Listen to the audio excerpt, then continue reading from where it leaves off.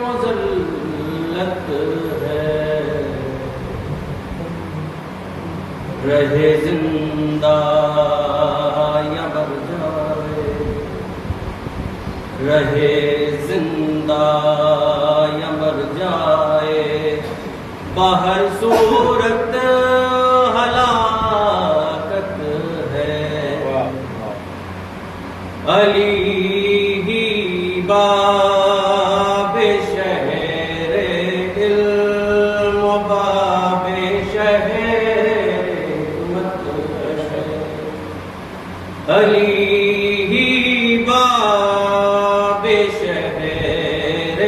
علم و باب شہر حکمت ہے۔ علی سے دور رہنا ہی جہالت اور حماقت ہے، علی سے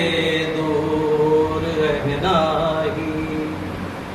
جہالت اور حماقت ہے۔ شعر بطور خاص نہ لگ جائے کہیں نبیوں پر کفر و شرک کا فتویٰ، نہ لگ جائے کہیں نبیوں پر کفر و شرک کا فتویٰ، انہیں بھی یا علی حیدر مدد کہنے کی عادت ہے، انہیں بھی یا علی حیدر مدد کہنے کی عادت ہے۔ اور گرا کر اپنے دشمن کو اتروانا وہ سینے سے، گرا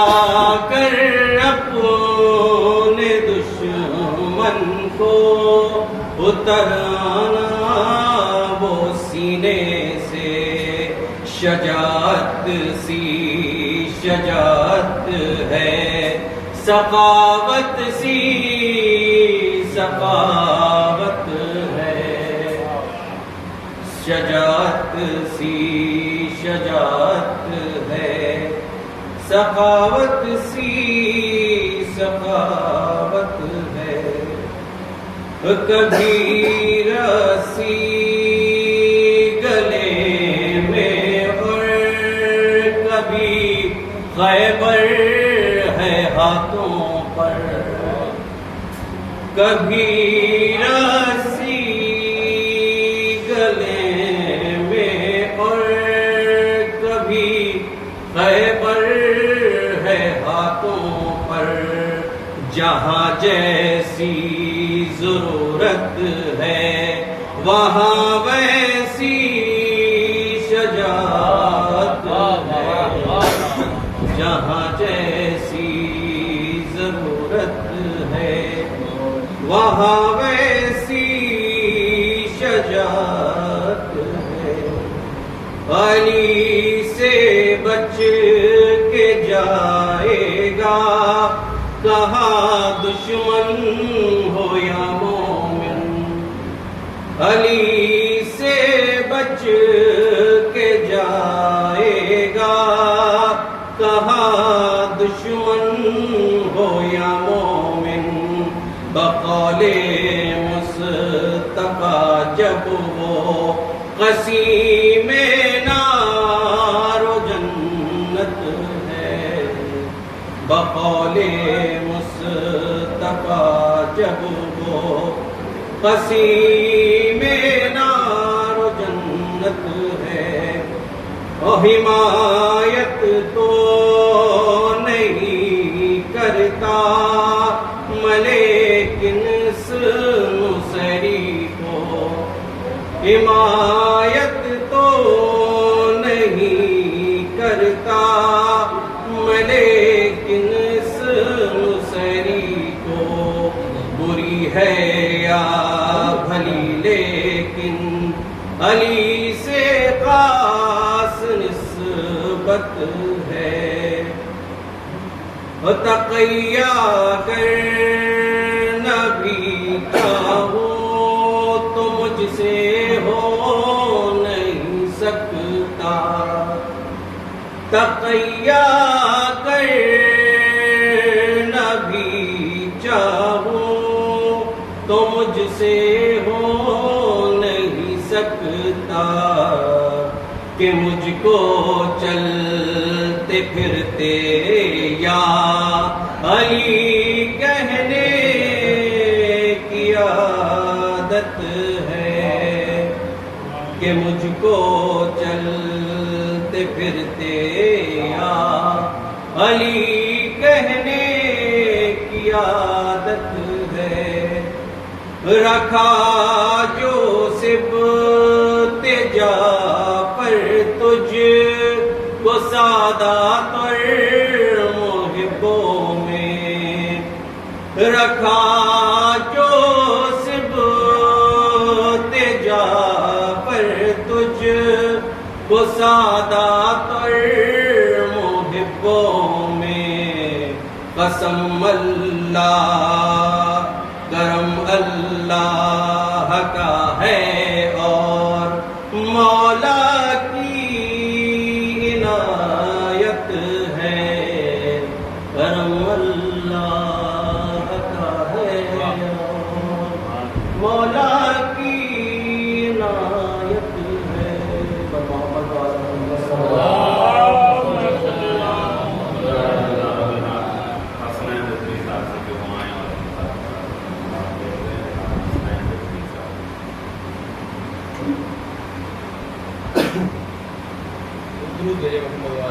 اللهم صل على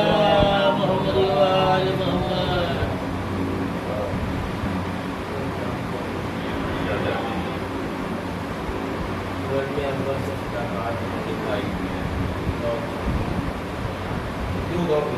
اللهم صل على محمد وآل محمد۔ علی اصغر کے جو اتوار دکھائی دیے ہیں، علی اصغر کے جو اتوار دکھائی دیے ہیں، مختلف فوج کے سردار دکھائی دیے ہیں، مختلف فوج کے سردار دکھائی دیے ہیں، اور حق کی آواز زمانے میں اٹھانے کے لیے، حق کی آواز زمانے میں اٹھانے کے لیے رن اصغر سے فداکار دکھائی دیے ہیں، حق کی آواز زمانے میں اٹھانے کے لیے رن اصغر سے فداکار دکھائی دیے ہیں، اور شہر کے انصار کے رخ تازہ گلابوں کی طرح، شہر کے انصار کے رخ تازہ گلابوں کی طرح پیاس میں اور بھی گلزار دکھائی دیے ہیں، پیاس میں اور بھی گلزار دکھائی دیے ہیں، اور آسمانوں پر نہیں ایسے ستارے جیسے، آسمانوں پر نہیں ایسے ستارے جیسے، فرش ماتم پا آزادار دکھائی دیے ہیں، آسمانوں پر نہیں ایسے ستارے جیسے، فرش ماتم پا آزادار دکھائی دیے ہیں، اور مرتجس ایسا نظر کوئی نہ آیا ہم کو، مرتجس ایسا نظر کوئی نہ آیا ہم کو، یوں تو لاکھوں ہمیں رہوار دکھائی دیے ہیں، یوں تو لاکھوں ہمیں رہوار دکھائی دیے ہیں۔ آپ نے پیدا فرمائیں کہ احمد و فاطمہ حسنین و علی میں ہم کو، احمد و فاطمہ حسنین و علی میں ہم کو کنز مخفیہ کے اسرار دکھائی دیے ہیں، احمد و فاطمہ حسنین و علی میں ہم کو کنز مخفیہ کے اسرار دکھائی دیے۔ درود بھیجیں محمد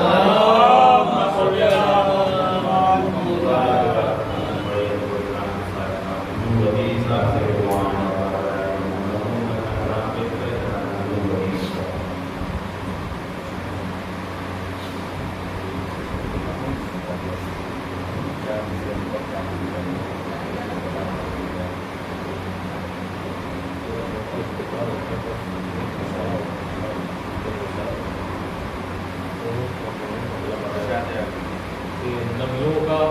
جو بھی قافلہ ٹھہرا ہے کربلا، نبیوں کا جو بھی قافلہ ٹھہرا ہے کربلا، سب سے تمہارا خون کا رشتہ ہے کربلا، سب سے تمہارا خون کا رشتہ ہے کربلا، کہ پروردگار صبر کی تصویر بن گئی، پروردگار صبر کی تصویر بن گئی، اشکوں نے جب بھی خون سے لکھا ہے کربلا، پروردگار صبر کی تصویر بن گئی، اشکوں نے جب بھی خون سے لکھا ہے کربلا، کہ تیری جبیں حسین کے قدموں تک آ گئی، تیری جبیں حسین کے قدموں تک آ گئی، کتنا بلند اب تجھے ہونا ہے کربلا، تیری جبیں حسین کے قدموں تک آ گئی، کتنا بلند اب تجھے ہونا ہے کربلا،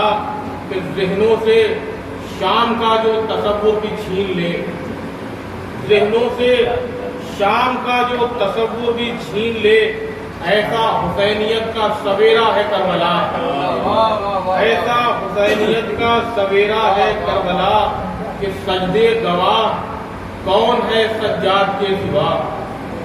سجدے گواہ کون ہے سجاد کے سوا، جس نے تجھے قریب سے دیکھا ہے کربلا، سجدے گواہ کون ہے سجاد کے سوا، جس نے تجھے قریب سے دیکھا ہے کربلا، کہ آنکھوں کی مسجدوں میں جو اشکوں کی ہے صفیں،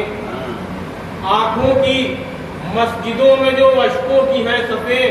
ان سب نمازیوں کا بھی قبلہ ہے کربلا، ان سب نمازیوں کا بھی قبلہ ہے کربلا، وہ اس سے زیادہ اور تجھے کیا عطا کریں،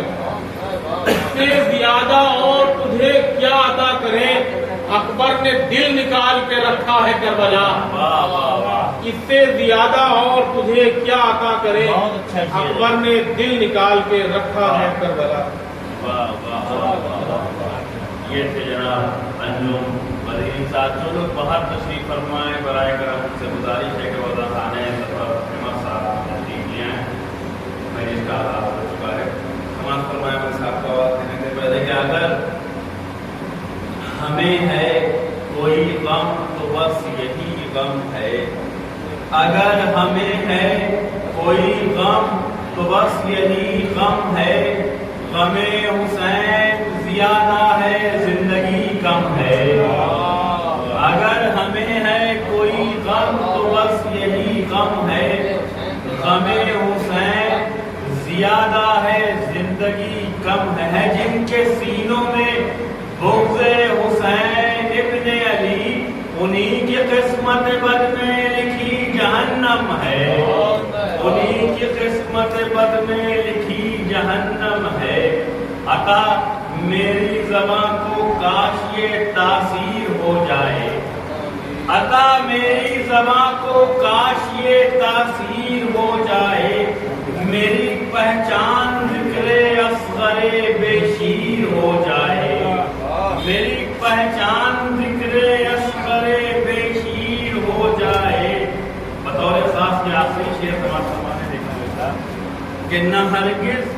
اشتعال انگیز خبروں کی صدا آئے، نہ ہرگز اشتعال انگیز خبروں کی صدا آئے، نہ ہرگز اشتعال انگیز خبروں کی صدا آئے، حسینیت سلیقے سے اگر تشہیر ہو جائے، نہ ہرگز اشتعال انگیز خبروں کی صدا آئے، حسینیت سلیقے سے اگر تشہیر ہو جائے۔ بڑے ہی ادب و اکرام کے ساتھ گزارش کرتا ہوں علی جناب مولانا حسنین باقری صاحب قبلہ سے کہ دعائیں اور میت کو خطاب کریں۔ جو لوگ باہر تشریف فرمائیں ایک بار پھر ان سے گزارش کی جاتی ہے کہ وہ اندر تشریف لے آئیں۔ بآواز بلند نعرہ صلوات۔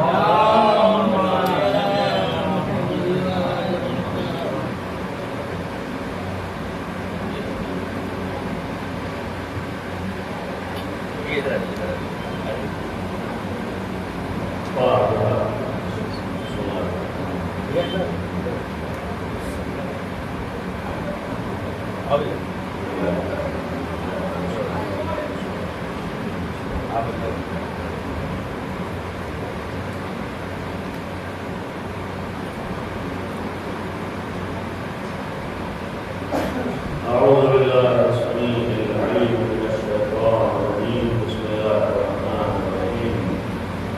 الحمد لله رب العالمين والصلاة والسلام على أشرف الأنبياء والمرسلين خاتم النبيين رحمة للعالمين أبي القاسم محمد آل الطيبين الطاهرين المعصومين المظلومين لا سيما وقيت الله في الأرضين ولعنة الله على أعدائهم وقاتليهم وقاسم وقوتهم أجمعين. قال جعفر بن محمد الصادق عليه الصلاة والسلام: اللهم أعرفني نفسك فإنك إن لم تعرف نفسك فلم أعرف رسولك. اللهم أعرفني رسولك فإنك إن لم تعرف رسولك فلم أعرف حجتك. اللهم عرفني حجتك فإنك إن لم تعرف حجتك ضللت عن ديني. صلوات محمد امام حضرت امام جعفر صادق علیہ الصلوۃ والسلام کے سامنے پیش ہوئی جو اجلاس عنوان جس کا عنوان ہے زمانے کے امام حضرت حجت ارواحنا لہ الفدا فی بابرکت عبدالغنی صلوات محمد و آل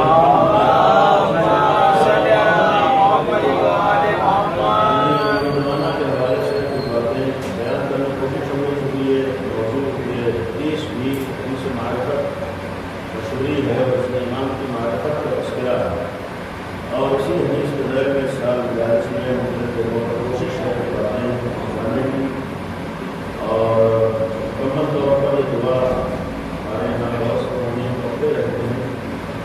اور اس سے علاوہ یہ بھی قابل روایت مسلسل مجالس کا سلسلہ ہے. اس کے بعد میرے مجالس اور اس کا پروگرام ہے.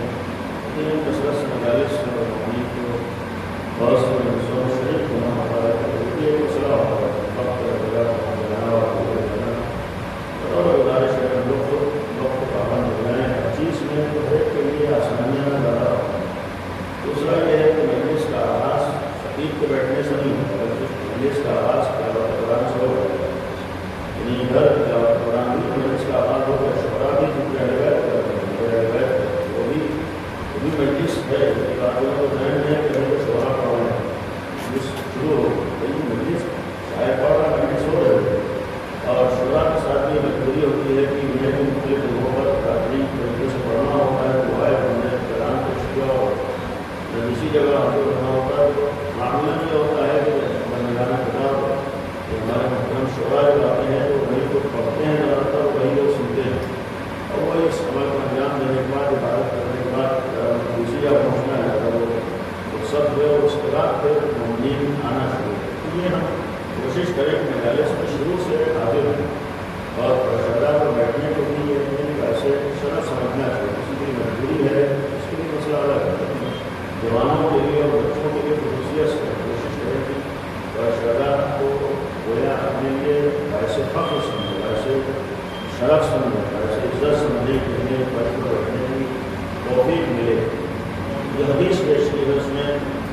امام زمانہ اجر اللہ تعالی رجب الشریف کا تذکرہ ہے اور اس سلسلے میں آج انشاءاللہ میں نے مختلف جگہوں پر امام کے سلسلے میں بعض باتیں بیان کی ہیں. قرآن کریم میں جو امام کے حوالے سے بعض آیات کا تذکرہ ہے, چند آیات میں پیش کروں گا. اس میں اس سے یہ ثابت ہے کہ خود امام کا تذکرہ قرآن میں موجود ہے. یعنی امام کے سلسلے میں بہت سے پرانی آیات ہیں. اولا دعا کا ترجمہ معلوم ہے لیکن کہانی کے لیے کہ یہ جو دعا پیش کی ہے یہ امام کی بیان کی بھی دعا ہے, بتائی بھی دعا ہے. اس دعا کا ترجمہ یہ ہے کہ اللہم عرفنی نفسک, خدایا خدایا ہمیں اپنے کو پہچانوا دے، خدایا ہمیں اپنی معرفت عطا کر دے۔ اور فإنك إن لم تعرف نفسك لم أعرف نبيك، اگر تم نے اپنے کو نہ پہچانوایا تو پھر ہم نبی کو نہیں پہچانتے، ان کی معرفت ہمیں نہیں ہو سکتی۔ اور اللہم عارف رسولک،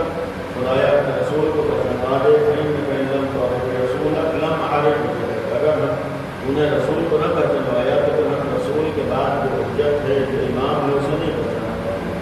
اللہم عارف حجتک، خدایا ہمیں حجت کی معرفت ادا کر دے، فإنك إن لم تعرف حجتک ضللت عن دینی، اور اگر ہم اس حجت خدا کو نہ پہچان پائے، یعنی جو ہمارا امام ہے اسے ہم نہ پہچان پائے، تو پھر ہم دین سے گمراہ ہو گئے، ہمارا دین باقی نہیں ہے۔ یعنی دین پر باقی رہنے کے لیے، دیندار ہونے کے لیے، دین میں آنے کے لیے، دین والا کرنے کے لیے امام کو پہچاننا واجب ہے، امام کی شناخت واجب ہے، امام کی معرفت واجب ہے۔ اور مسلسل عرض کیا ہے کہ ہمارے یہاں اس دعا میں جو معرفت کا آغاز ہے وہ خدا کی معرفت سے ہے، اور جو ترتیب امام نے بیان کروائی ہے کہ وہ بھی خدا خود معرفت کروائے، یعنی انسان کو بس نہیں، انسان کا کام کوشش کرنا ہے، معرفت دینا اللہ کرتا ہے، معرفت ادا کرنا یہ خدا کرتا ہے۔ اسی لیے خدایا اپنی معرفت ادا کر دے، یعنی خدا معرفت ادا کرتا ہے، توفیق اللہ دیتا ہے، کوشش کرنا ہمارا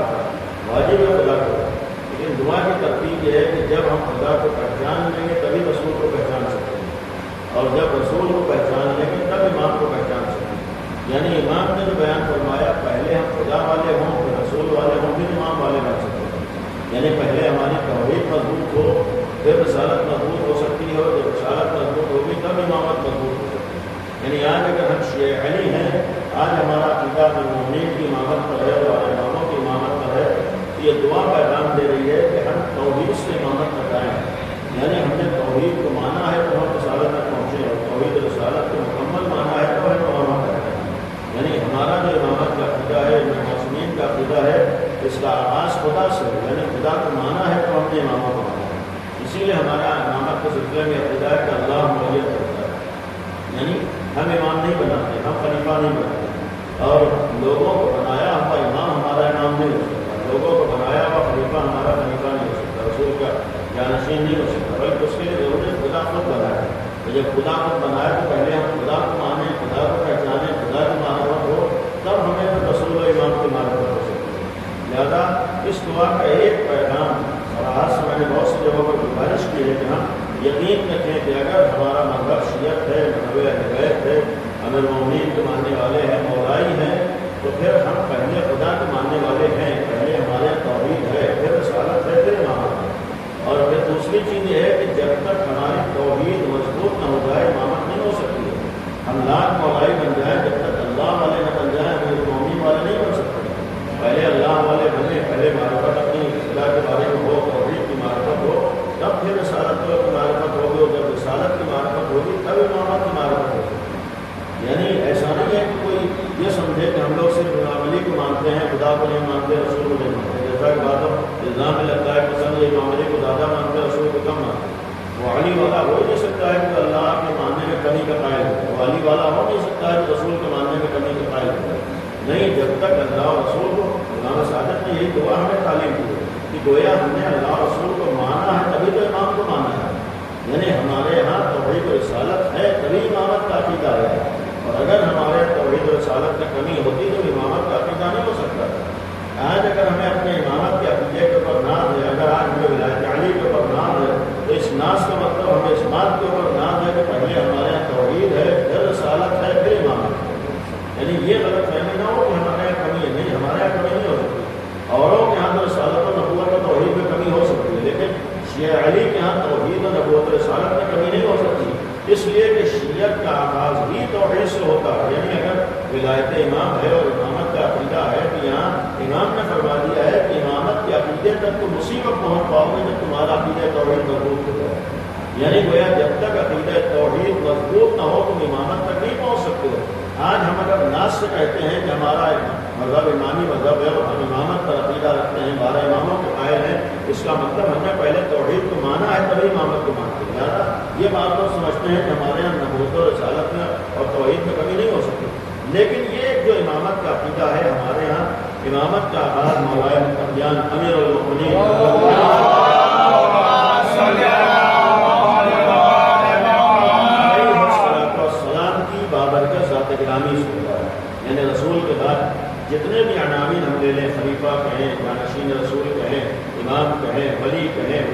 خدا کے جو کہیں پیغمبر کے بعد اگر کوئی بھی ان تمام مناسب کا حامل ہے تو نام اولئک کرتا ہے، یعنی امیر المومنین کے علاوہ کوئی نہیں ہو سکتا ہے۔ اس لیے کہ پہلی شرط ہمارے یہاں یہ بھی ہے تو اللہ بناتا ہے، اور دوسری طرف شرط یہ ہے کہ جس کے اندر اہلیت ہوتی ہے وہ بنایا جاتا ہے،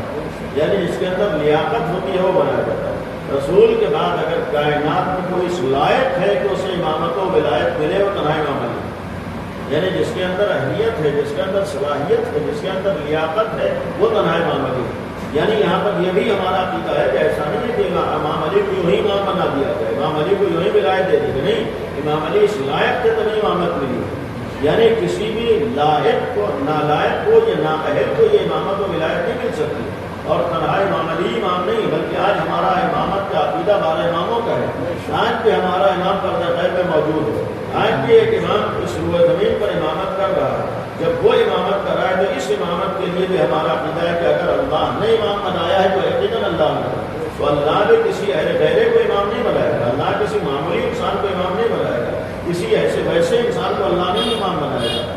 اگر اللہ کسی کو امام بنائے گا اسی کو بنائے گا جس کے اندر اللہ کے اس منصب کی صلاحیت و لیاقت پائی جاتی ہے، یعنی جو لیاقت و صلاحیت امیر المومنین میں ہے وہی ہمارے 12 اماموں میں، یعنی 12 اماموں کو امامت لیاقت کی بنیاد پر ملی۔ یہاں یہ غلط فہمی نہ ہو کہ مثلا امام علی کے بیٹے امام حسن سے لہٰذا انہیں امامت مل گئی، امام حسن کے بھائی امام حسین سے لہٰذا انہیں ولایت امامت مل گئی، جیسے دوسروں کے ہے کہ مثلا حاکم شام جیسے بدترین انسان کا اگر بیٹا فاسق و فاجر ہے تو پھر وہاں اس کی جانشینی مل جاتی ہے۔ لیکن الہی معاملات میں نبوت و رسالت و امامت میں ایسا نہیں ہوتا ہے کہ خالی رشتہ داری کی بنیاد پر کسی کو کوئی عہدہ مل جائے، یہاں شرط ہی ہوتی ہے کہ اگر لیاقت ہوگی تو منصب ملے گا، اہلیت ہوگی تو عہدہ ملے گا، لہذا لیاقت و صلاحیت کی بنیاد پر ہوتا ہے۔ اگر مولا کائنات کے بعد امام حسن میں امام ہے، ولی ہے، تو اس کا مطلب امام علی کے بعد وہی ایک ایسے انسان ہیں جن کے اندر امامت کی لیاقت پائی جاتی ہے۔ امام حسن کے بعد اگر امام حسین ہے تو اس لیے ہے کہ امام حسین میں وہ لیاقت و صلاحیت پائی جاتی ہے تو انہیں ولایت و امامت مل سکے۔ امام حسین کے بعد اگر امام سجاد امام ہے تو پھر اس کا مطلب یہ ہے کہ امام سجاد کے اندر اہلیت و لیاقت پائی جاتی ہے، لہذا امامت ملی ہے۔ یعنی یہ اس لیے عرض کر رہا ہوں، کوئی یہ نہ سوچے کہ چونکہ یہاں بیٹے کا معاملہ ہے لہذا اولاد میں امامت منتقل ہوئی، یہاں صرف رشتے کی بنیاد پر امامت نہیں آئی ہے، یہاں اولاد کی بنیاد پر امامت نہیں ہے، یہاں اہلیت کی بنیاد پر امامت آئی ہے، لہذا جو اہل ہوگا اسے امام بنایا جائے گا۔ یہ بھی نظام قدرت ہے کہ یہاں جو ہمارے 12 اماموں کا سلسلہ چلا ہے اس میں بھی اتفاقاً سب اسی ایک نسل سے یعنی باپ کے بعد بیٹے تک پہنچی ہے، لیکن یہاں باپ بیٹا ہونا معیار نہیں ہے جو کہنا چاہ رہا ہوں، یعنی ایسا نہیں ہے کہ خالی باپ بیٹے کی بنیاد پر بنا دیا گیا، نہیں، اس بنیاد پر بنا، ورنہ مثال کے طور پر امام معصومین کے دوسرے بھی بیٹے تھے، چھٹے امام کے مثلاً بیٹے سب سے بڑے جناب اسماعیل ہیں، لیکن انہیں امامت نہیں ملے گی۔ ایسا نہیں ہے کہ یہاں پر بیٹے ہی کی بنیاد پر، اگر بیٹے کی بنیاد پر امامت ملتی اور بھی تو بیٹے موجود تھے، انہیں بیٹوں کو کیوں امامت ملی؟ یعنی یہاں اس لیے امام نہیں ہے کہ یہاں رشتہ ہے، یہاں رشتہ داری ہے، یہاں بیٹا ہے، یہاں امام اس لیے ہے کہ ان کے اندر وہ صلاحیت و لیاقت ہے۔ آج جو ہمارا پردہ غیب میں امام موجود ہے، اس امام کی جو ہمیں معرفت ہو گئی، کیونکہ حدیث کا مفہوم یہ ہے کہ معرفت کا مطلب ہے کہ یہ عقیدہ رکھنا واجب ہے کہ اگر ہمارا امام آج پردہ غیب میں موجود ہے تو کائنات میں ایسا تنہا وہی ہے کہ جس کے اندر امامت کی لیاقت پائی جاتی ہے۔ 11ویں امام کے بعد جب تک مصلحت خدا نہ ہو یہی ایک انسان ہے جو اس منصب کے لائق ہے، یعنی 11ویں امام کے بعد کوئی کائنات میں ایسا نہیں ہے کہ جس کے اندر وہ صلاحیت پائی جائے کہ جسے امامت ملے، یعنی صرف آخری امام ہے۔ پھر اسی لیے قرآن میں بہت سے آیات بھی اس امام کے وجود کے اوپر دلیل ہے۔ بہت سے سوالات ہوتا ہے کہاں لکھا ہے کہ امامت کا عقیدہ یا امام موجود ہے، قرآن میں بہت سی آیات ہیں جہاں پر امامت کے سلسلے میں آیات میں صراحت ہے، اور ہمارے یہاں تقریباً بعض علماء کے مطابق 500 آیات تک کا تذکرہ ہے، یعنی امام زمانہ کے سلسلے میں بعض علماء نے لکھا ہے کہ تقریباً 500 آیتیں امام زمانہ سے متعلق ہیں، یعنی کہیں نہ کہیں امام زمانہ کا تذکرہ ہے کسی نہ کسی عنوان سے۔ یعنی ایسا نہیں ہے کہ آج ہم نے یوں ہی عقیدہ بنا دیا، ہمارے جتنے عقائد ہیں قرآن کی بنیاد پر، حتیٰ اگر امام علی کی خلافت کا عقیدہ ہے تو قرآن کے حکم کی بنیاد پر، خداوند عالم کے حکم کی بنیاد پر۔ ایسا نہیں ہے کہ ہم نے مثال کے طور پر اپنے کسی امام کی امامت کے لیے اپنی طرف سے دلیلیں گڑھی، جیسے ہر جگہ ہوا ہے کہ اپنی خلافت کے لیے، جانشینی کے لیے، منصب کے لیے، عہدے کے لیے لوگوں کو دلیلیں گڑھنی پڑی ہیں، لیکن تنہا شیعت وہ ہے کہ جسے دلیلیں گڑھنی نہیں پڑی ہیں، بلکہ قرآن کریم آج بھی ثبوت کے لیے موجود ہے۔ یہ جو ہمارے لیے حکم دیا گیا ہے کہ ہم قرآن پڑھنے کے عادی ہوں، قرآن میں غور و فکر کریں، قرآن کی تلاوت کریں، قرآن سے قریب ہوں، اس کا ایک مطلب یہ بھی ہے کہ جتنا جتنا تم قرآن پڑھ کے سمجھنے کی کوشش کرو گے اتنا اتنا تمہیں اپنے عقیدے کے اوپر یقین پیدا ہوتا جائے گا، ورنہ دوسروں کے طریقے سے ہر عقیدے کو عقیدہ کہہ دینا یہ اور ہوتا ہے، ظاہری اعتبار سے عقیدے کا اظہار کر دینا اور ہوتا ہے، لیکن اپنے عقیدے کے اوپر یقین ہو جانا یہ اور ہوتا ہے۔ اور تمہیں اپنے عقیدے پر اس وقت اطمینان اور یقین ہوگا کہ جب تم قرآن سے قریب ہوگے، قرآن سے آشنا ہوگے، قرآن میں غور و فکر کرو گے، جتنا جتنا تم قرآن پڑھ کر قرآن میں غور کرتے جاؤ گے تمہارا خود عقیدہ تمہارے سامنے واضح ہوتا جائے گا۔ ایک صلوات پڑھنے پر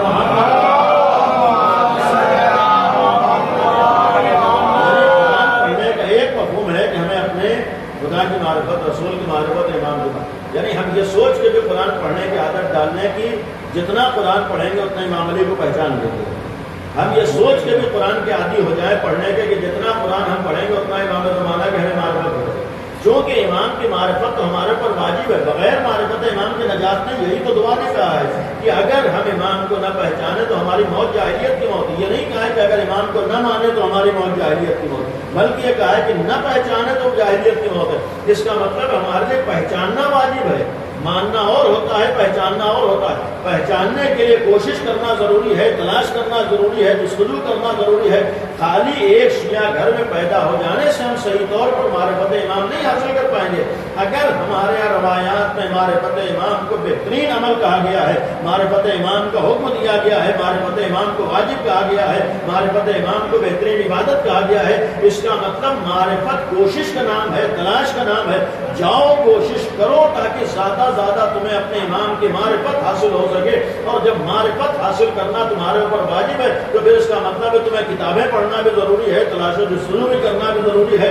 سوال و جواب کرنا ضروری ہے۔ لہذا صرف یہ کہہ کے امام کی معرفت صرف حاصل نہیں ہو سکتی کہ ہم تو شیعہ گھر میں پیدا ہوئے تھے لہذا امام کے ماننے والے ہیں، نہیں، ہمیں خالی ماننے والا نہیں بننا ہے بلکہ امام کا پہچاننے والا بننا ہے۔ اور پہچاننے کے لیے آج ضرورت ہے کہ ہم لوگ علمی میدانوں میں بھی آئیں، کتابیں بھی پڑھیں، مذہب کی چیزیں بھی سیکھیں، اور امام کے بارے میں جتنا پڑھیں گے، جتنا ہم قرآن کریم اور حدیث معصومین سے آشنا ہوں گے اتنا ہی ہماری معرفت بھی بڑھتی جائے گی۔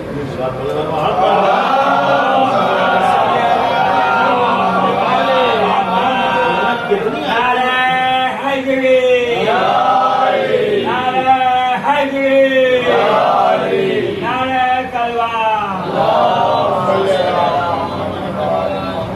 کتنی کثرت سے آیات آج امام کے سلسلے موجود۔ اور پھر ایک قابل توجہ چیز ہے کہ اگر ہم شیعہ ہیں تو اتنی ذمہ داری ہے کہ کچھ بنیادی آیات ہم میں سے ہر جوان کو یاد ہونا چاہیے، یعنی کم از کم کچھ آیات ہم کو اپنے عقائد کے بارے میں یاد ہونا چاہیے۔ کہاں سے ولایت کا آغاز ہوا، ولایت کا مطلب کیا ہے، کہاں کہاں سے ہمارے یہاں قرآن سے ثابت ہے کہ ہمارے یہاں امامت کا عقیدہ یہی ہے جن کو ہم مانتے ہیں۔ کم از کم اس طرح کی کچھ آیات ہمیں ہر وقت یاد ہے، اور اسی لیے حکم دیا گیا ہے کہ تم اگر علی والے ہو تو قرآن پڑھنے کے عادی نہیں ہو، اس لیے کہ اگر کوئی قرآن کے ساتھ تھا تو تنہا امام علی تھا، اور رسول نے فرمایا ہے کہ کبھی بھی ہرگز علی قرآن سے الگ نہیں ہو سکتے، اہل بیت قرآن سے الگ نہیں، لن یفترقا گمراہ۔ اس کا مطلب ہے کہ جب دونوں الگ نہیں ہو سکتے ہیں تو پھر جو علی والا ہوگا وہ قرآن والا بھی ہوگا، جو علی والا ہوگا وہ قرآن والا بھی ہوگا، جو جتنا امام علی کی طرف جائے گا اتنا ہی قرآن کی طرف خود بخود جائے گا۔ یعنی کو ہو ہی نہیں سکتا ہے قرآن والا ہو علی والا نہ ہو ہی نہیں سکتا، علی والا ہو قرآن والا نہ ہو، یعنی یہ دونوں چیزیں لازم و ملزوم ہیں۔ پیغمبر نے فرمایا جہاں علی ہے وہاں قرآن ہے، بلکہ یہ کہوں کہ حقیقت قرآن کا علی ابن ابی طالب ہے، یعنی اصل قرآن تو امیر المومنین کی ذات جلال ہے۔ جب اصل قرآن حقیقت قرآن امام علی ہے تو اگر ہم علی کے مولائی ہیں تو پھر ہم قرآن والے بھی ہوں تبھی علی کو پہچان سکتے ہیں، علی کو سمجھ سکتے ہیں۔ ایک سلمان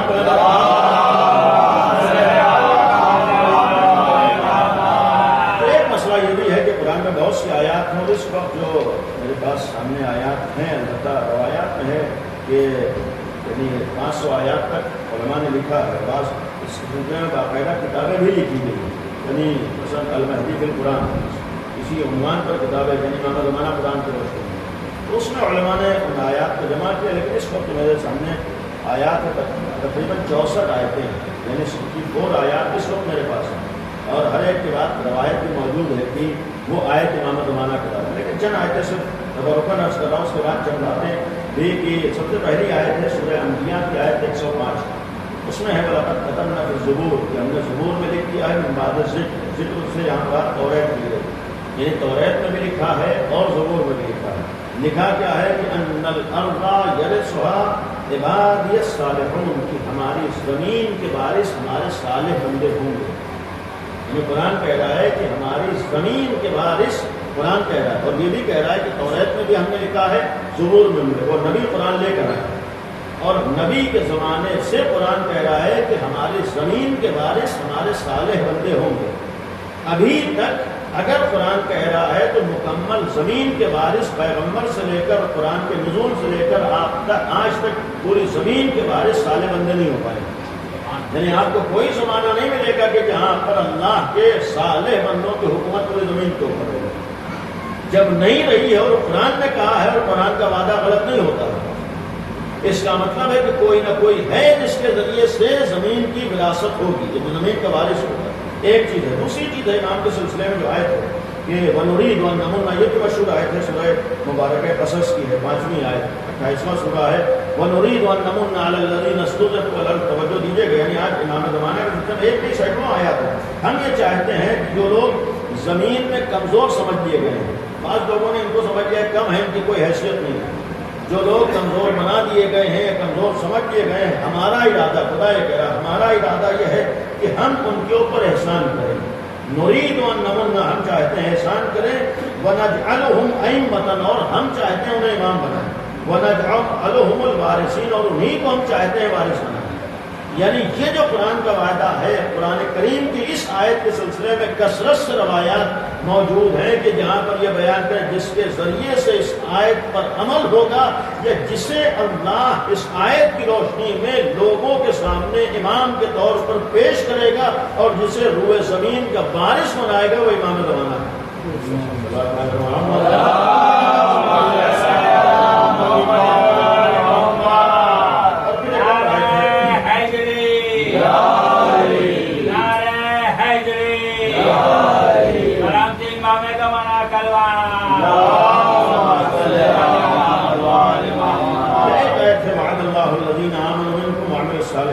اللہ نے وعدہ کیا ہے مومنین سے اور صاحبان عمل سے، یعنی جو لوگ ایمان لائے اور عمل صالح کرتے ہیں ان سے اللہ کا وعدہ ہے لَيَسْتَخْلِفَنَّهُمْ فِي الْأَرْضِ، کہ ضرور انہیں زمین پر خلیفہ بنائے گا، یعنی رسول کے زمانے میں قرآن کہہ رہا ہے کہ بنائے گا، اس کا مطلب ایک وقت آئے گا کہ اللہ پوری زمین کی حکومت و خلافت ان کے ہاتھ میں دے گا۔ جب قرآن وعدہ کر رہا ہے تو پھر قرآن کا وعدہ غلط نہیں ہو سکتا، اور آج تک ابھی تک اس آیت پہ عمل نہیں ہوا، تو اس کا جب وعدہ الہی ہے تو پورا ہوگا۔ روایت میں ہے کہ جس ذات گرامی کے ذریعے سے اس آیت کا وعدہ عملی جامہ پہنے گا وہ امام زمانہ ہے۔ صلوات پڑھیں محمد۔ اور اس کے علاوہ جو بعض آیات ہم لوگ مشہور بھی سنتے ہیں، بہت سی ہیں کہ هو الذی ارسل رسولہ بالہدی ودین الحق لیظہرہ علی الدین کلہ، سورہ مبارکہ ابراہیم کی آیت ہے کہ هو الذی ارسل رسولہ بالہدی، وہی وہ خدا، سورہ صف کی، سورہ توبہ، دو سوروں میں آیت ہے، سورہ توبہ میں بھی ہے، سورہ صف میں، وہی خدا ہے الذی ارسل رسولہ بالہدی، جس نے ہدایت کے ساتھ رسول کو بھیجا ہے، اور اس کے بعد ہے کہ ودین الحق، اور اپنے دین حق کے ذریعے سے لیظہرہ علی الدین کلہ، اللہ نے رسولوں کو بھیجا ہے ان کے ساتھ دین حق کو بھیجا ہے تاکہ لیظہرہ علی الدین کلہ، وہ دین جو اللہ نے رسول کے ذریعے بھیجا ہے وہ دنیا کے تمام ادیان کے اوپر غالب آ جائے۔ یعنی قرآن کہہ رہا ہے کہ ہم نے رسولوں کو بھیجا ہے ہدایت کے ذریعے سے اور دین کے ذریعے سے، ایک گویا وعدہ ہے کہ ایک وقت یہ آئے گا کہ یہی بھیجا ہوا دین دنیا کے تمام ادیان پر غالب آ جائے لیظہرہ علی الدین کلہ، تاکہ تمام ادیان ہیں ان کے اوپر غالب آ جائے. ولو کرہ المشرکون، چاہے مشرکین کو کتنا ناپسند کیوں نہ ہو، یعنی کتنا ہی ان کے لیے ناگوار کیوں نہ ہو، لیکن قرآن ایک وعدہ کر رہا ہے کہ جو ہم نے دین بھیجا ہے انبیاء کے ذریعے سے، رسولوں کے ذریعے سے، ایک نہ ایک دن وقت ایسا آئے گا کہ جب یہی اللہ کا دین پورے دنیا کے اوپر غالب آ جائے گا. یعنی اس وقت غالب آ جانے کا مطلب پھر کوئی دین اس کے مقابلے میں باقی نہیں رہے گا. آپ نبی سے آج تک کے زمانے کو دیکھ لیجئے، نبی کے زمانے بعد کے زمانے میں دنیا میں مختلف ادیان رہے، مختلف مذاہب رہے، لیکن قرآن کہہ رہا ہے لیظہرہ علی الدین کلہ، جتنے بھی ادیان ہیں یہ دین ان کے اوپر غالب آ جائے گا. اس کا مطلب جب قرآن نے کہا کہ غالب آ جائے گا، کوئی ایک زمانہ ہے کہ جہاں پر اللہ کا دین سب پر غالب آئے گا، وہ وہی زمانہ ہے جب نبی کا آخری جانشین جو پردہ غیب میں موجود ہے وہ ظاہر ہوگا اور اس کے ظہور کے ذریعے سے اللہ کا دین مکمل طور پر غالب آ جائے گا. صلوات پڑھیں.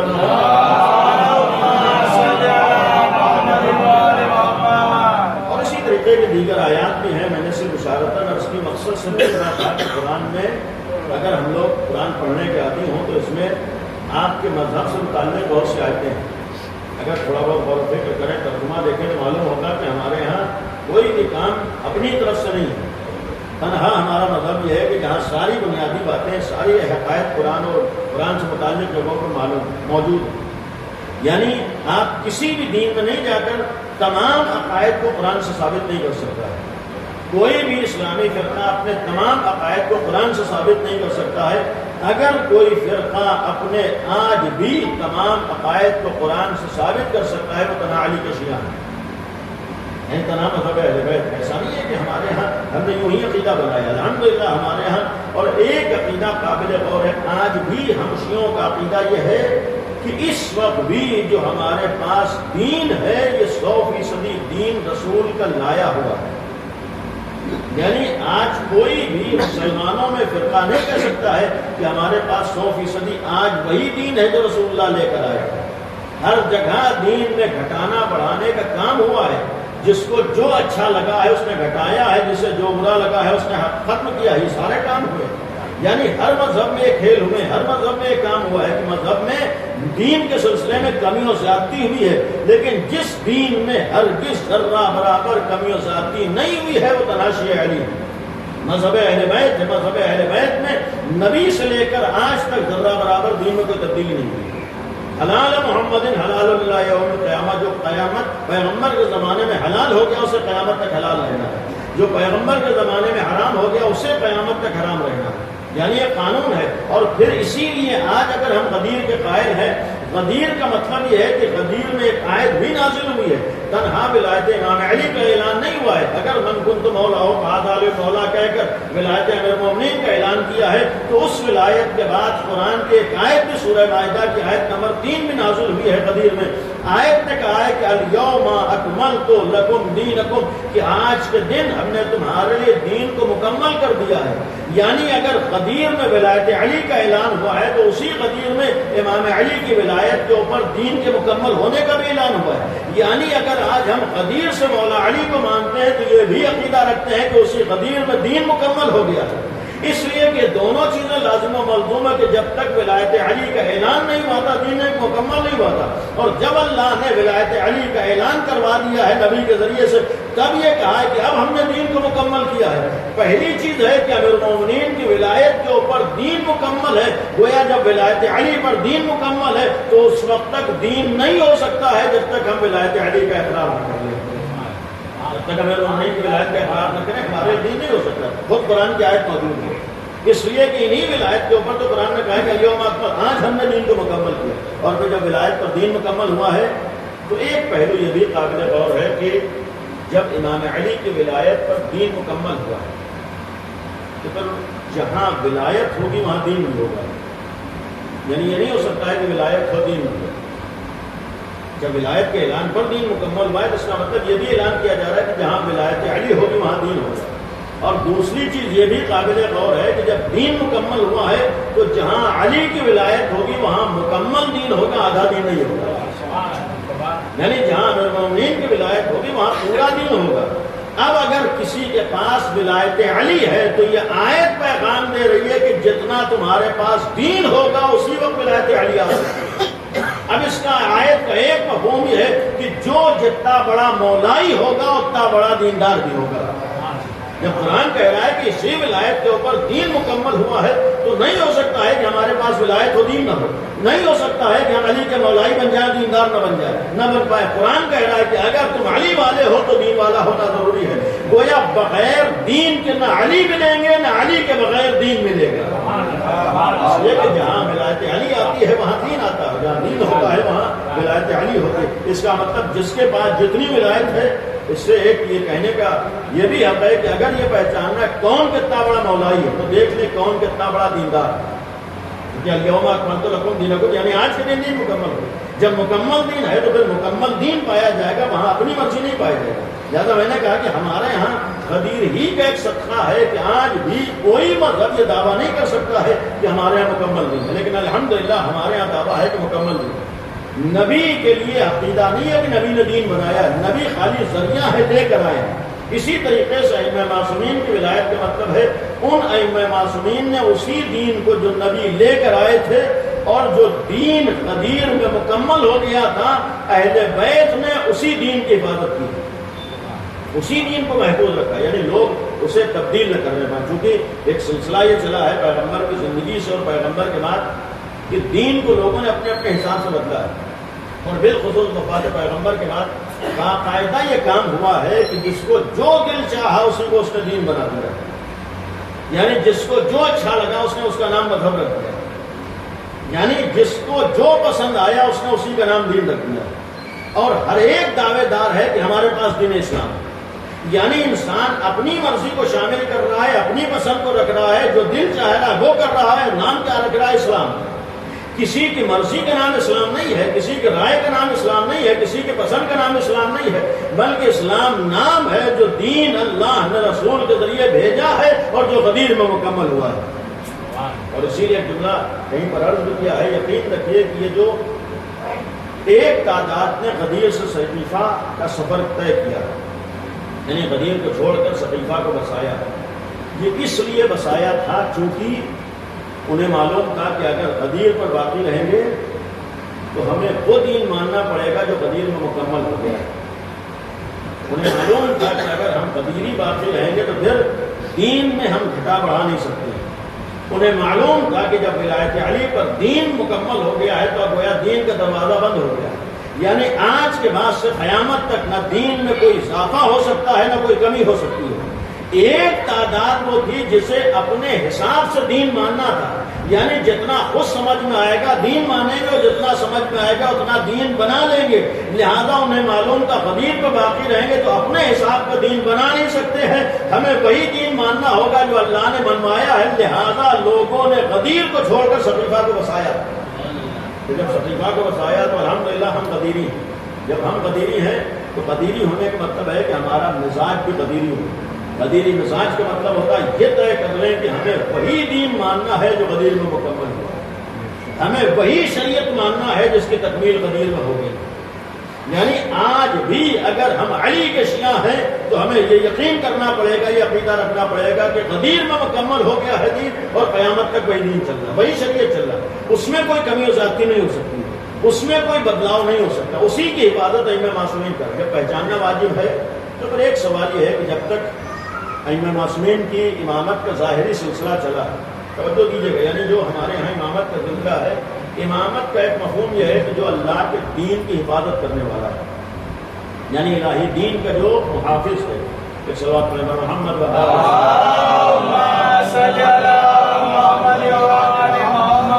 اللہ کے دین کی جس نے حفاظت کی وہ امامت ہے۔ یعنی امامت کا جو ایک ہمارے یہاں مفہوم ہے جس کا آغاز مولا کائنات سے ہوا، یعنی وہ لوگ جو الہی دین کے محافظ ہیں، یعنی حفاظت کرنے والے ہیں،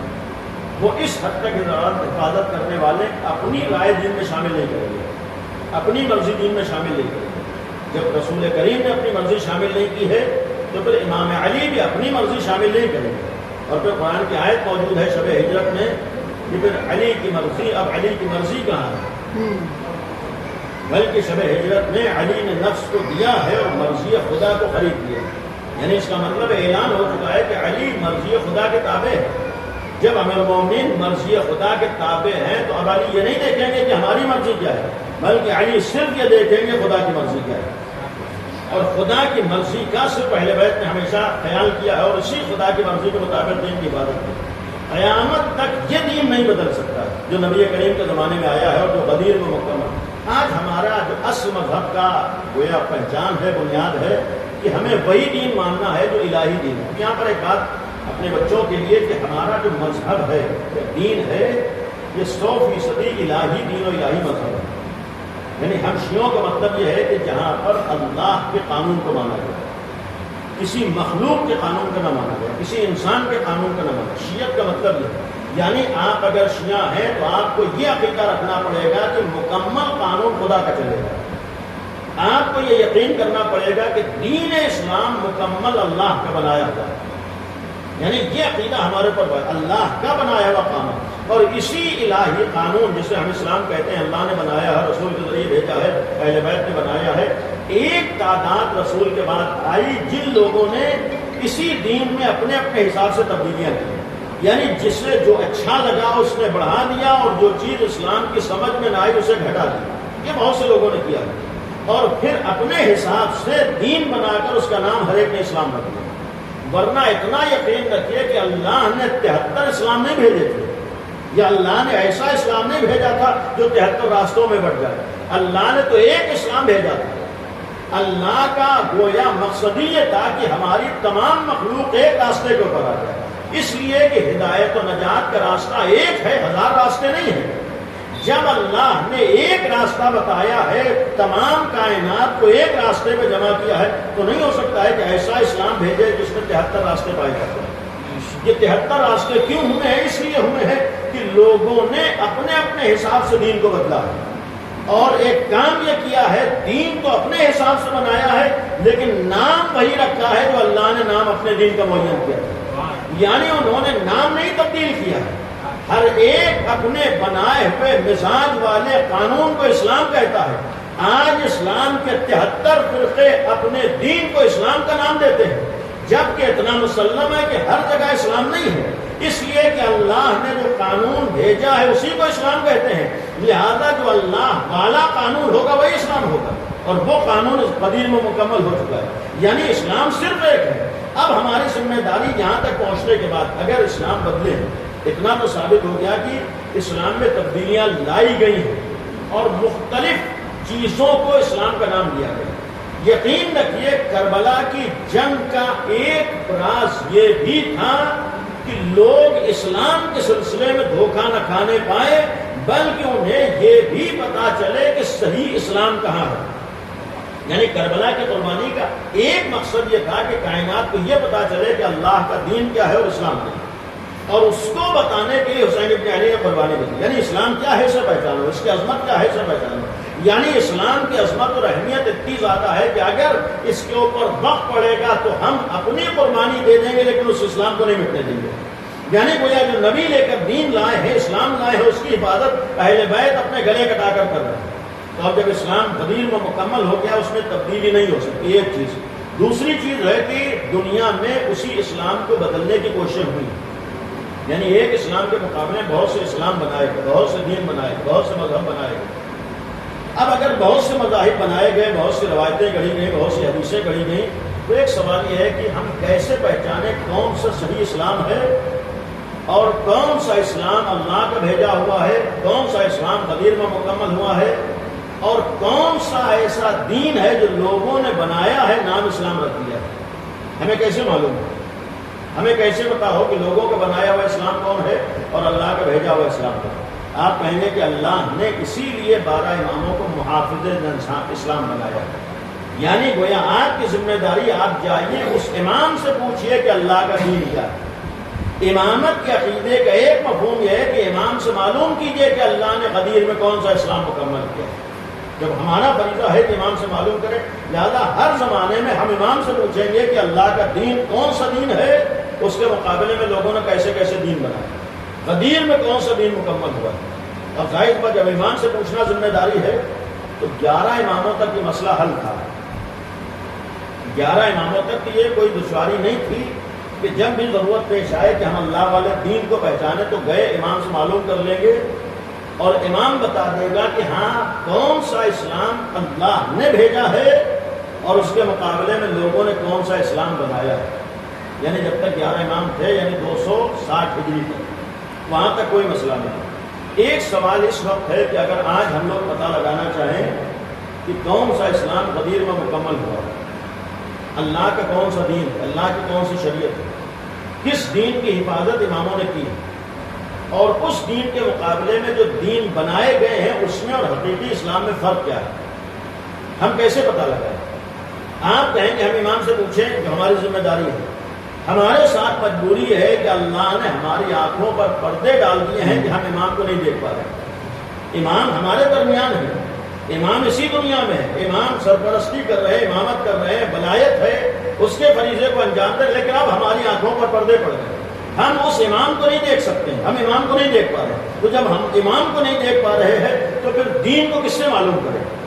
کیسے پتا چلے کہ کون سا اسلام اللہ نے بھیجا ہے؟ کیسے پتا چلے اس اسلام کے مقابلے میں لوگوں نے بہت سے اسلام بنایا؟ کیسے معلوم ہو کہ غدیر میں امام علی کی ولایت پر کون سا اسلام مکمل ہوا ہے، کون سا دین مکمل ہوا ہے، کس شریعت کی حفاظت اہل بیت نے کی ہے؟ آج اگر ہم پہچاننا چاہیں، آج تلاش کرنا چاہیں تو ہم امام تک پہنچ نہیں پا رہے، ہماری رسائی امام تک نہیں ہے، ہم امام کو دیکھ نہیں پا رہے ہیں. تو پھر اس کا راستہ آپ یہی کہیں گے کہ جائیے کتابیں پڑھ لیجیے. آپ یہ تو کہیں گے کتابیں پڑھ لیجیے آپ کو معلوم ہو جائے گا. اگر خالی کتابوں ہی سے دین کو معلوم کرنا ہوتا اور مکمل طور پر اسلام کو ماننا ہوتا تو پھر ہم یہ دعویٰ کرتے ہیں کہ ہمارے ہاں ساری کتابیں 100% صحیح ہیں. لیکن اس سے پہلے چیز آپ کہیں گے قرآن سے معلوم کریں گے. لیکن سوال یہ ہے کہ کیا قرآن کو کوئی سمجھنے کی صلاحیت رکھتا ہے؟ کسی کے اندر اتنی صلاحیت ہے کہ قرآن سے سب کچھ سمجھ لے؟ اگر قرآن سے سب کچھ سمجھ لینا صحیح ہو تو یہ حسبنا کتاب اللہ کا دعویٰ بھی صحیح ہو جائے گا. اگر حسبنا کتاب اللہ کا دعویٰ غلط ہے تو اس کا مطلب ہے کہ کوئی بھی عام آدمی قرآن کو مکمل سمجھ نہیں سکتا.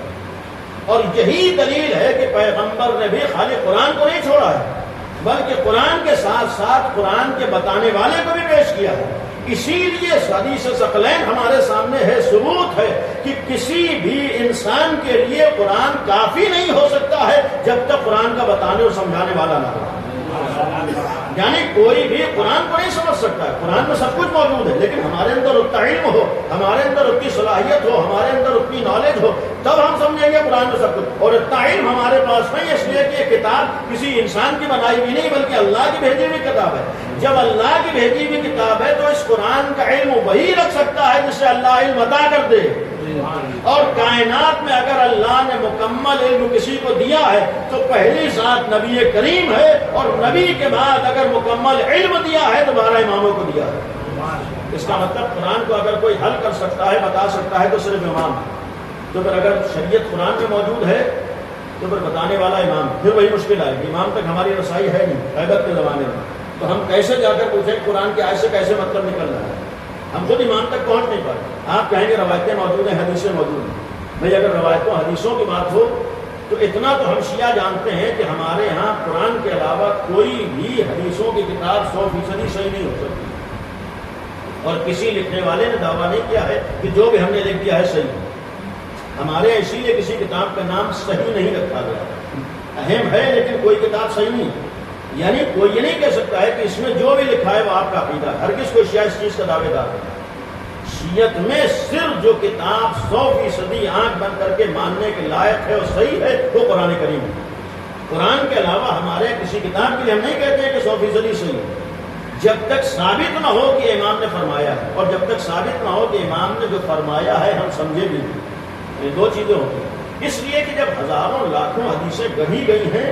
تو پھر امام کے علاوہ ہر ایک نہیں طے کر سکتا ہے کون سی روایت صحیح ہے کون سی غلط ہے. تو اب سوال یہ ہوگا کہ قرآن سے پوچھیں کہ دین کیا ہے، کون سی شریعت قدیم ہو. قرآن کو پوچھنے کے لیے بھی امام کی ضرورت ہے. امام کی روایات کا جہاں تک معاملہ ہے، روایات بہت سی جعلی ہیں، گھڑی ہوئی ہیں، تقیہ میں بیان ہوئی ہے، اور بہت سے اس طرح کے مسائل ہیں. ہمارے یہاں روایات میں بھی ایسا نہیں ہے کہ سب کچھ صحیح ہے. بہت سی روایتیں، میں نے کہیں پر ایک بات عرض کی تھی، قابل غور ہے. ہمارے ہاں ہماری کتابوں میں لکھا ہے جو غلط روایتیں ہرگز قابل قبول نہیں، مذہب اہل بیت کے خلاف. مثلا ہمارے یہاں بعض کتابوں میں یہ حدیث آپ کو مل جائے گی کہ امیر المومنین نے خلفاء کی بیعت کی ہے، لاکھ لکھا ہو لیکن ہرگز یہ اتنے قابل قبول نہیں ہو سکتا ہے۔ یعنی اس لیے کہ ہمارے ہاں قرآن کتاب میں لکھا ہونا کافی نہیں ہے، بلکہ قرآن کا ایک معیار ہے، اس قرآنی معیار پر پورا اترنا بھی ضروری ہے۔ یعنی جب تک روایت قرآن کے معیار پر پوری نہ اترے قابل قبول نہیں ہوتی ہے۔ لاکھ کہیں لکھا ہو کہ مثلاً امیر المومنین نے کسی کی بیعت کی ہے لیکن یہ معیار قرآن کے خلاف ہے، اس لیے کہ قرآن کہہ رہا ہے کہ ہم کسی کو عہدہ اور منصب دیتے ہیں تو اپنی طرف سے دیتے ہیں، ایسے کو دیتے ہیں جو کائنات میں سب سے افضل ہوتا ہے اور تمام کمالات کا حامل ہوتا ہے۔ جو افضل ہو، کمالات کا حامل ہو، وہ کبھی بھی اہل غیرے کی بیعت نہیں کر سکتا ہے۔ جو بیعت نہیں کر سکتا ہے تو نہیں ہو سکتا ہے کہ امام علی نے بیعت کی، تو پھر ہم یہ کہیں کہ کتابوں میں تو لکھا ہے، روایت میں تو ہے۔ یا اسی طریقے سے ہمارا ایک روایت موجود ہے مثلاً کہ مثال کے طور پر بطور مثال عرض کر رہا ہوں کہ جناب مقدسوں کی شادی مثلاً فلاں سے ہوئی ہے، یہ روایتوں میں موجود ہے، تو لاکھ روایتوں میں موجود ہو، روایت میں موجود ہونا معیار نہیں، قرآن ایک معیار موجود ہو، اس کے تحت ہے یا نہیں ہے۔ تو اب سوال یہ ہے کہ جب اس طریقے کی روایتیں موجود ہیں اور غلط بھی ہیں، جھوٹی بھی ہیں، گڑھی ہوئی بھی ہے، تو اب کیسے پتہ لگائیں کہ کون سی شریعت قدیر میں مکمل ہے؟ امام تک ہم پہنچ نہیں سکتے، لیکن ایک راستہ جو ہمارا دین عقل شریعت کہتی ہے یہ ہے کہ جائیے اتنی محنت کیجئے کہ آپ تھوڑا بہت قرآن کو سمجھنے کے لائق بن جائیں، اتنی محنت کیجئے کہ آپ تھوڑا بہت حدیثوں کو سمجھنے کے لائق بن جائیں۔ یعنی اگر آپ نے محنت کر لی کہ آپ وہاں تک پہنچ گئے کہ قرآن و حدیث کو سمجھ لیا، تو پھر آپ اپنے علم پہ عمل کیجئے، اور یہاں تک پہنچنے کو ہمارے ہاں مجتہد ہونا کہتے ہیں۔ میں نے سالے گزشتہ بھی کسی حد تک باتیں پیش کی کہ اس صلاحیت تک پہنچ جانا کہ انسان اپنے کو وہاں تک پہنچا لے کہ تھوڑا بہت قرآن و حدیث کو سمجھ سکے اور اس کے ذریعے سے قدیر کی شریعت تک پہنچ جائے، اسے مجتہد ہونا کہتے ہیں۔ یعنی پہلا راستہ ہے کہ ہر ایک جائے مجتہد بن جائے، یعنی ہر ایک کو دعوت دی جاؤ، اتنی محنت کرو، اتنا پڑھو، اتنی صلاحیت حاصل کرو کہ قرآن و حدیث سے یہ سمجھ لو کہ اللہ نے کون سا اسلام بھیجا تھا اور اس کے مقابلے میں لوگوں نے کون کون سے اسلام بنائے۔ تو اب سوال یہ ہے کہ اس مجمع میں کتنے لوگوں کے پاس اتنا علم ہے کہ اپنے علم کی بنیاد پر جا کر قرآن سے پتہ لگا لیں کون سا اسلام آیا ہے اور مکمل کیا ہے۔ اس مجمع میں کتنے لوگ ایسے ہیں جو جا کر پتہ لگا لیں کہ کون سی حدیث صحیح ہے، کون سی غلط ہے، کون سی تقیہ میں کہی گئی ہے اور کس روایت کا مفہوم کیا ہے اور کس حدیث کے معنی کیا ہے۔ آج ہمارے یہاں بھی شاید شعر پڑھ کر چلا جائے، بہت سے لوگ شعر کا مطلب نہیں سمجھ پائیں گے، ہوتا ہے، ضروری نہیں ہے۔ آج جب ہم ایک انسان کے کلام کے مطلب کو نہیں سمجھ پاتے ہیں تو نہیں ہو سکتا ہے کہ اللہ اور رسول کے کلام کے مطلب کو ہر ایک سمجھ لے۔ ترجمہ کر دینا، اور جب مطلب نہیں سمجھ سکتے تو اتنی صلاحیت جب نہیں ہے، یقیناً ہم میں سے میں بھی شامل ہوں، کسی کے اندر اتنی صلاحیت نہیں ہے کہ جا کر اپنے نالج و علم کی بنیاد پر وہ دین پتہ لگا لے جو غدیر میں مکمل ہوا ہے، یعنی غدیری شریعت۔ تو جب اتنی صلاحیت نہیں ہے تو اس کا راستہ کیا ہے؟ جو ہماری سمجھ میں ہم شریعت پہ عمل کریں، جو ہماری سمجھ میں ہم دین پہ عمل کریں، جو ہمیں اچھا لگے اسی حساب سے راستہ بنا لیں۔ اگر یہی ہو کہ جو ہماری سمجھ میں آئے تو یہی تو دوسروں نے بھی کیا ہے۔ یہ جو عالم اسلام میں 73 فرقے بنے، اس کا سبب ہی یہ تھا جس کی جو سمجھ میں آیا اس نے اسلام بنا لیا۔ ہمارے یہاں اس کی اجازت نہیں ہے۔ ہم اگر شیعہ ہیں تو ہمیں پابند ہونا پڑے گا کہ جو غدیر میں دین مکمل ہوا ہے اسی کو ماننا ضروری ہے،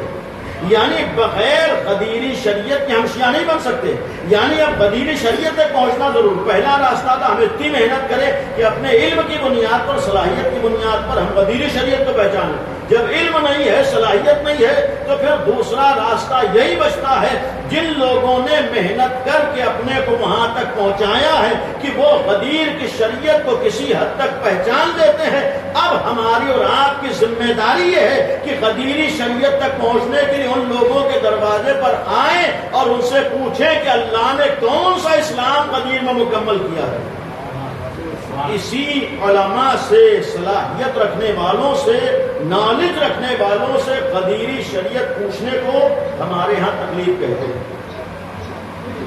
تقلید کا مطلب ہی یہ ہے کہ جب آپ کے پاس اتنی صلاحیت نہ ہو پائے، یعنی پہلے آپ تقلید کے پابند نہیں ہیں، آپ کو تقلید کے لیے مجبور نہیں کیا گیا، بلکہ ہمارا دین کہتا ہے پہلے محنت کر کے خود مجتہد بن جاؤ، اور پھر مجتہد بن گئے، اپنے کو مجتہد بننے کے بعد جو بھی عنوان دے دو، چاہے اپنے کو اخباری کہو، چاہے مجتہد کہو، چاہے عالم کہو، جو بھی چاہے کہو، لیکن شرط ہے کہ اتنی تمہارے اندر صلاحیت ہو جائے کہ تم قرآن کو بھی سمجھ لو اور معصومین کی حدیثوں کو بھی سمجھ لو اور دشمنوں کی سازشوں کو بھی سمجھ لو۔ اگر اتنی تمہارے اندر صلاحیت ہو گئی ہے تب تمہیں اختیار ہے کہ اپنے علم پر عمل کر کے تم غدیری شریعت سے وابستہ رہو۔ لیکن اگر اتنی صلاحیت نہیں ہوئی ہے تو ہمارا دین ہمیں لوگوں کے انحراف سے اور بہکاوے سے بچانا چاہتا ہے اور غدیر سے جوڑے رکھنا چاہتا ہے۔ اسی لیے ائمہ معصومین نے کہا غیبت کے زمانے میں ادھر ادھر نہ بھٹکنا، بلکہ جو ہمارے علماء دین غدیر کو حاصل کرتے ہیں ان سے جا کر پوچھو کہ غدیری شریعت کیا ہے۔ خود معصومین نے کہا کہ ہم لوگ غدیر سے دور نہ ہونے پائے، ہمیں ولایت امیر المومنین سے وابستگی رہے، لہٰذا ہم جذبات میں نہ آئے، ہم جوش میں نہ آئے۔ بہرحال ہمارا اسلام ہمیں ہوش سکھاتا ہے، جوش نہیں سکھاتا۔ نعرہ حیدری، نعرہ حیدری، نعرہ البتہ اس مسئلے میں میرا ختم کرتے بہت سے گفتگو ہے اور پھر حضور نوجوانوں کے لیے میں ایک بات عرض کروں گا کہ آج زمانہ سوچنے سمجھنے کا زمانہ ہے، اللہ نے عقل دی ہے، فکر دی ہے، بجائے اس کے کہ ہم ہٹ دھرمی کے شکار ہوں، ہم سنجیدگی کے ساتھ کھلے دل کے ساتھ اپنی بات رکھیں اور سمجھنے کی کوشش کریں۔ دیکھیے ہرگز ہمارے ہاں کسی بھی شیعہ عالم کا مقصد کسی کے اوپر جبر و زبردستی نہیں ہے، اس لیے کہ ہمارے دین میں زبردستی نہیں ہے، صرف ہمارا دین چاہتا ہے کوئی بہکنے نہ پائے۔ ہمارا دین لوگوں تک پیغام پہنچانا چاہتا ہے، جب پہنچانا چاہتا ہے تو ہمارے یہ ورنہ اگر اللہ ہی زبردستی کر دیتا تو کوئی بھی دنیا میں بہک نہیں سکتا، تو چونکہ جبر نہیں ہے، زبردستی نہیں ہے۔ رسول بھی اگر چاہ لیتے دنیا کا کوئی بھی انسان بھٹک نہیں سکتا، ہر ایک کو زبردستی اسلام کے اوپر لے آتا ہے، لیکن وہاں جبر نہیں ہے، زبردستی نہیں ہے۔ ائمہ معصومین نے زبردستی نہیں کی، تو آج بھی کوئی زبردستی نہ کرتا ہے نہ کر سکتا ہے، صرف صحیح بات پہنچانے کی۔ نبی کا بھی مقصد تھا کوئی بہکنے نہ پائے، معصومین کا بھی مقصد تھا کوئی غلط راستے پر جانے نہ پائے، بلکہ سب ہدایت کے راستے پر آ جائیں۔ تو جو علماء در اہل بیت سے وابستہ ہیں وہ بھی چاہتے ہیں کہ دنیا کا کوئی بھی انسان بہکنے نہ پائے، ہر انسان ہدایت کے راستے پر۔ لہٰذا یہاں پر جب مقصد یہ ہے، ہم بھی ظاہر سی بات ہے کہ ہم اس دین سے وابستہ ہیں جہاں ہٹ دھرمی نہیں ہے۔ دنیا کے ہر مذہب میں ضد ہٹ دھرمی آپ کو ملے گی، لیکن شیعت میں ہٹ دھرمی نہیں ہے۔ حتیٰ شیعت میں بھی جو اپنے مسلمہ عقائد ہیں اس میں بھی دلیل سننے کا تیار رہتا ہے اور پھر اس کا جواب کھلے دل سے ہمارے علماء دیتے چلے آئے۔ ہمارے علماء نے 1400 سال میں یہ نہیں کہا کہ یہ تو ہمارا عقیدہ ہو گیا، تم کچھ بھی کہتے ہو ہم اسی کو مانیں، نہیں، ہمارے آج تک کہتے ہیں کہ جو ہمارے عقائد ہیں جتنے بھی سوالات 1400 سال میں ہوا اس کے جوابات علماء نے دیے ہیں۔ اس کا مطلب ہمارے ہاں کھلے دل کا معاملہ ہے، بھائی آؤ سوال کرو، معلوم کرو۔ لہٰذا اگر کہیں پر بھی الحمدللہ ایسا کوئی معاملہ ہمارے درمیان نہیں، لیکن اگر ہمارے نوجوانوں میں چونکہ ہر طریقے سے دنیا میں غدیر سے لے کر آج تک ہم سب کو غدیر سے دور کرنے کی کوشش ہے اور مختلف اعتبار سے، لہٰذا ہمارا فریضہ ہے کم از کم ہم مطمئن راستہ تلاش کر لیں کہ ہم غدیر سے وابستہ رہیں، یعنی امام علی کی ولایت دنیا کو کبھی حاصل نہیں ہے۔ لہٰذا اس کو سمجھنے کے لیے بھی ہمارے لیے جوش کے بجائے جذبات کے بجائے تھوڑا بہت سوچنے سمجھنے کی ضرورت ہے۔ دین جذباتی نہیں دے سکتا، ورنہ آج کربلا میں اگر کربلا والوں نے جذبات سے کام لیا ہوتا تو کربلا کا نام کچھ اور ہوتا۔ کربلا میں لوگوں نے جذبات پر قابو رکھا ہے اور یہ ہمیں پیغام دیا ہے کہ سچا مولائی وہ ہوتا ہے جو جذبات کو نہیں بہتا ہے بلکہ امام کی مرضی کو دیکھتا ہے۔ اور یہی وجہ ہے کہ کربلا میں جو قربانیاں ہوئی ہیں آسان قربانیاں نہیں، تو کہہ دینا بہت آسان ہے، لیکن اس طریقے سے 3 دن کی پیاس برداشت کر کے مقتل میں جا کر گلے کٹا دینا یہ اچھوں کے بس میں نہیں ہے۔ اپنی نگاہوں کے سامنے اپنے سینے کے اوپر تیروں کو روک لینا آسان نہیں ہے، لیکن یہ کارنامہ کربلا کے شہداء نے دیا ہے اور ہر ایک آسانی سے اس امتحان کو نہیں دے سکتا ہے، لیکن جہاں پر امام کی مرضی ہو، جہاں پر دین کو انسان سمجھ لے، بلکہ جہاں پر امام کی معرفت ہو جائے وہاں پھر ہر امتحان کو دینا آسان ہو جاتا ہے۔ ورنہ یقین رکھیے کربلا والوں کا سب سے بڑا امتیاز اگر اتنی بڑی قربانی کی ہے تو معرفت امامی، امام کو پہچانتے تھے، لہذا سختیوں میں بھی در امام کو نہیں چھوڑا، امام سے وابستہ رہے۔ اور پھر صرف امامی کے زمانے میں نہیں بلکہ کربلا کی شہادت کے بعد جب امتحانات کا سلسلہ چلا ہے تو پھر کربلا سے شام تک یہ امتحانات کا سلسلہ، کیونکہ کربلا کے بعد کی تاریخیں یہ بھی امتحانی تاریخیں ہیں۔ اس میں امام سجاد نے امتحانات دیے، جناب زینب نے امتحانات دیے، اور ان کے امتحانات کربلا سے کم نہیں تھے۔ بس ایک روایت ہے کربلا کے بعد امام سجاد نے جو امتحانات دیے، آپ تصور کیجئے کہ مردوں میں، جوانوں میں صرف شہادت عاشور کے بعد امام سجاد بچے، بقیہ سب بچے ہیں، کمسن ہیں یا خواتین عورتیں ہیں۔ تقریباً روایات میں ہے کہ 80 سے زیادہ افراد بچے تھے، اور مردوں میں صرف امام سجاد، بڑوں میں، جوانوں میں۔ اب آپ سوچیے کربلا کے بعد جو مسائب ہوئے ہیں، یہ سارے مسائب امام سجاد نے دیکھے ہیں، یعنی صرف عاشور کے مناظر کو نہیں دیکھا ہے، بلکہ عاشور کے بعد کے بھی واقعات کو امام سجاد ایک منظر سے فرض کرنا ہے۔ آپ سوچیے جناب سکینہ، جسے سکینہ اس لیے کہا گیا ہے کہ امام حسین کے سکون کا سبب تھی، اور امام سجاد کی سگی چھوٹی بہن تھی۔ اور پھر روایتوں میں آپ نے سنا ہے کہ کربلا کے بعد شام تک اس بچی پر مسائل ڈھائے گئے۔ آپ نے کیا کسی وقت سوچا کہ جس وقت اس بچی پر مسائل ڈھائے جا رہے تھے تو ایک بھائی ساتھ میں موجود تھا،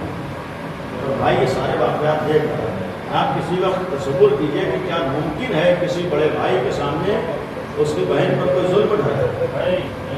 اور پھر امام سجاد جیسا بھائی ہو، جناب سکینہ جیسی بہن ہو۔ اب سوچیے کربلا سے شام تک جب جب جناب سکینہ پہ تماچے پڑتے ہوتے، جب جب اس سکینہ پر، جناب سکینہ پر ظلم ہوتا ہوگا، تو پھر دل یہی تو کہتا ہے کہ کس حسرت سے اپنے بھائی کو دیکھتی ہوں۔ اس لیے کہ جب بھی کسی بہن کو ستایا جاتا اور بڑا بھائی موجود ہو تو بہن اپنے بھائی کی طرف دیکھتی ہے کہ بھائی مجھے بچا لے گا۔ آپ سوچیے جب جب جناب سکینہ امتحان سے گزرتی ہوں گی تو کس حسرت سے امام سجاد کو دیکھتی ہوں گی، یہی تو سوچتی ہوں گی میرا بھیا موجود ہے۔ شاید کہتی ہے بھیا تمہاری نگاہوں کے سامنے میں امتحانات سے گزر رہی ہوں، امام سجاد کے امتحانات، بس ایک امتحان کی منزل ہے، درمیان میں ایک جگہ قافلے کو روکا گیا اور